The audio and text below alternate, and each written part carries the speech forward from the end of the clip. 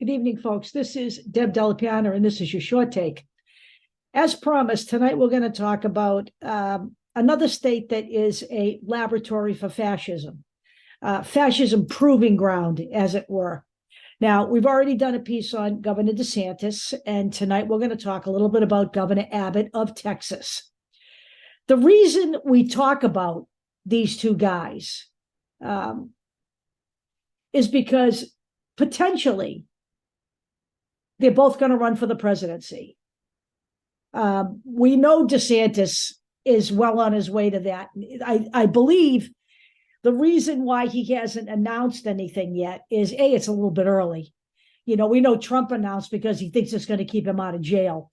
But it's a little bit early. And plus, in the state of Florida, if you announce your run for the presidency, then you have to step down as governor.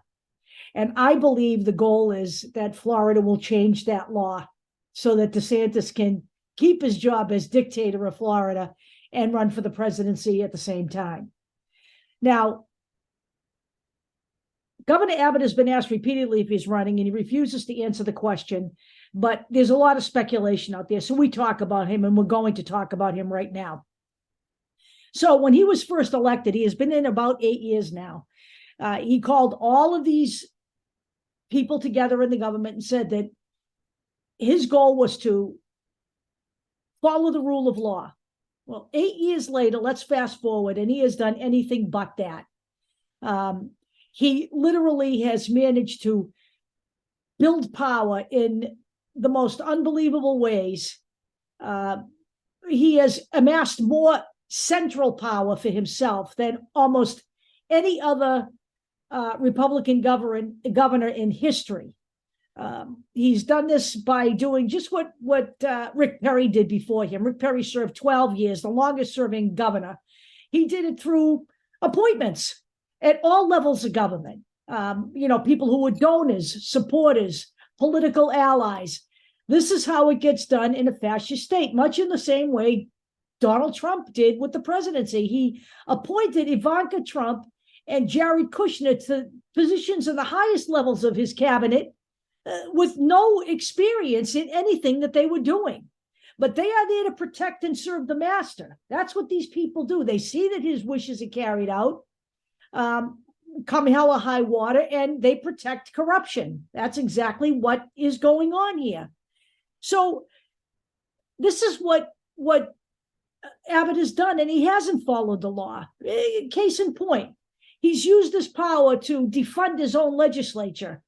And it's a GOP-run legislature. It's not by any stretch of the imagination a challenge to his power as a member of the GOP.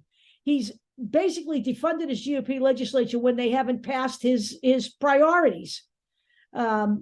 He has used his power, his governing power, to basically usurp any kind of protection during the COVID pandemic.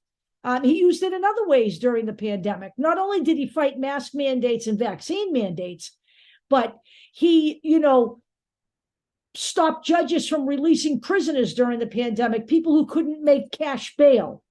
He also used it in the medical profession to restrict surgeries that were non-essential, which essentially targeted abortion.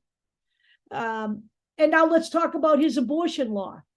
His abortion law states that you can't have an abortion beyond 6 weeks. And most women don't even know they're pregnant at 6 weeks. And when the question came up, well, you don't have any exceptions for rape and incest in there, his response was just bullshit. Basically that, well, they have 6 weeks to get that done. So let's talk about what that really means in terms of being able to make a decision on whether you should have an abortion or not. So Alexandria Ocasio-Cortez really did address that properly. She said, quote, "I'm sorry we have to break down biology 101 on national television. But in case no one has informed him before in his life, 6 weeks pregnant means 2 weeks late for your period. And 2 weeks late on your period can happen if you're stressed, if your diet changes, or for really no reason at all. So you don't have 6 weeks." And guess what? She's right. you don't have 6 weeks. That's a disingenuous statement. And then he stated that, well, the job of us is to get the rapists off the streets. Oh, so, hey, that's a great solution to the problem. But how do you do that? You actually have to have a rape committed before you can arrest somebody for rape, unless you're going to preemptively target people and assume that they're rapists. These answers are just absolutely ridiculous. And how did he enforce this ban at 6 weeks? Well, he's very clever in the way the bill was written.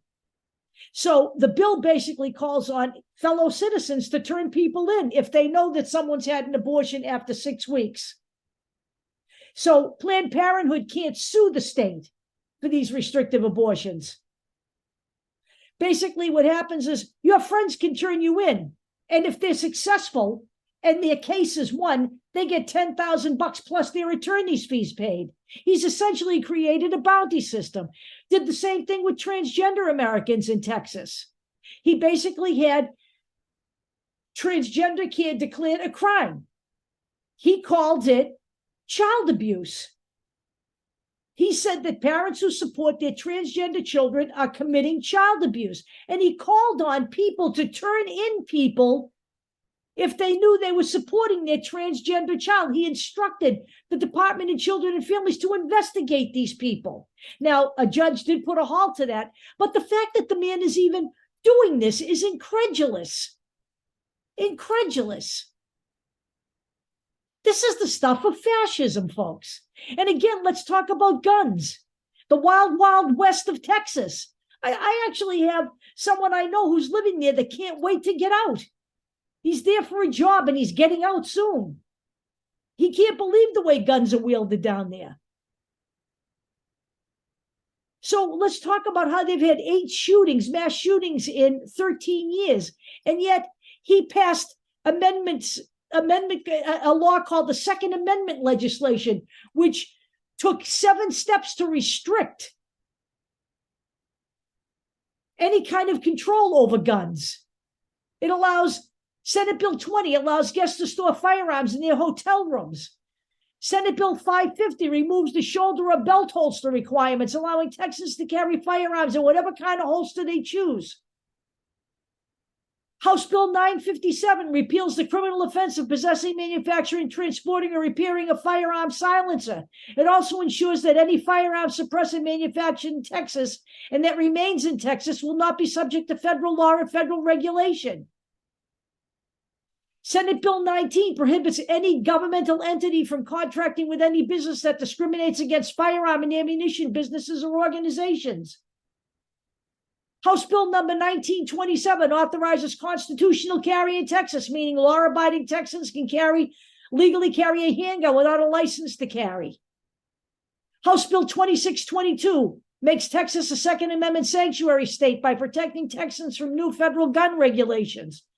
You know, these are the things that fascists do, and yet they claim to send you prayers and thoughts every time your children are shot. And it's not just children dying from gun violence in this country.